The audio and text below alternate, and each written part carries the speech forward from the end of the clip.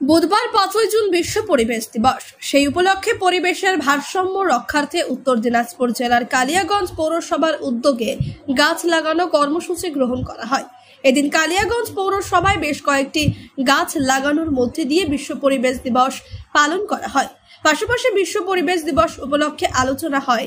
এদিনের কর্মসূচিতে উপস্থিত ছিলেন পৌরপ্রধান রামনিবাস সাহা, উপপৌরপ্রধান ঈশ্বর রজক সহ বেশ কিছু কাউন্সিলরেরা। পৌরসভায় গাছ লাগানোর পর পৌরসভার সাফাই কর্মীরা কালিয়াগঞ্জ শহরের উপর দিয়ে যাওয়া 10 রাজ্য সড়কের দুই ধারে বিভিন্ন জায়গায় গাছ লাগাবে। আজকে বিশ্ব পরিবেশ দিবসে আপনারা কি করলেন? হ্যাঁ, আমরা প্রত্যেকবারই 5 তারিখ বিশ্ব পরিবেশ দিবসে আমরা গাছ লাগাই। এরই রুটিন অনুযায়ী এবারও আমরা কয়েকটা গাছ পৌরসভাতে লাগালাম। আর বিগত দিনে কিছু গাছ আমরা হাই রোডে লাগাইছিলাম, ন্যাশনাল হাইওয়েতে কিছু গাছ মরে গেছে। সেইখানটাও আমরা 30-40টা গাছ লাগানোর পরিকল্পনা করতেছি এবং গাছ লাগাবো আজকে বিকাল বেলার মধ্যে।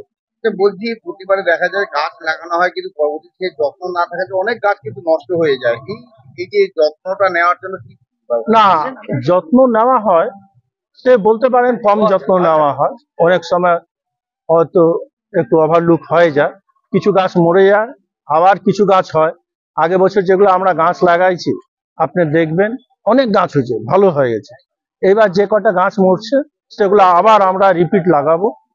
লাগানোর পর যত্ন রাখার চেষ্টা করি, আমরা করব আবার, যাতে একটাও গাছ যাতে না মরে।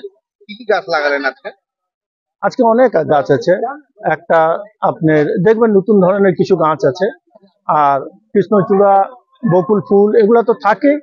তারপরে একটা কিছু মানে ফরেস্টের গাছ কিছু লাগানো হয়েছে, ভালো ভালো গাছ লাগানো।